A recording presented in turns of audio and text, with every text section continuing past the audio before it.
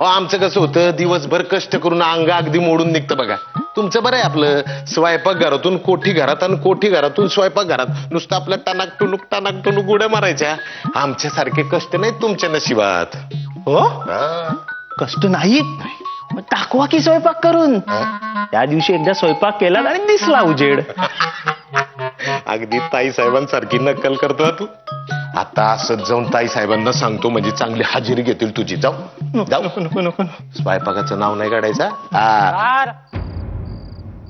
अरे देवा, आता ह्या टाइमाला तारवाला म्हणजे नारू, थांब जरा मी बघून येतो. आलो आलो. अरे बापरे, एवढ्या रातच्याला कोणाची आहे? गोविंद रानडे, कोल्हापूर वरून. जी द्या, दाखवतो. अरे देवा, आपल्याला तर काय बी वाचता येत नाही. मी थोरल्या मालकांना धावून आणतो. हा, तू थांब इथं. सार्वजनिक काकांच्या बोलण्याची पद्धत तुम्हाला ठाऊकच आहे. आम्ही जी गोष्ट लोकांना समजावून सांगत होतो, तीच गोष्ट ते ठणकावून सांगत होते. मी कल्पना करू शकते. तुर्तास तरी पाण्याचा प्रश्न सुटला आहे. वर्षभराची तडजोड करून आलो आहोत. पुढल्या वर्षी पाऊस येऊन नदीस पाणी आले म्हणजे मग कायमस्वरूपी उपाययोजना राबविता येईल. अहो, असे काय पाहता आहात? कोणतीही समस्या सोडविण्याची आपली हातोटी पाहते आहे.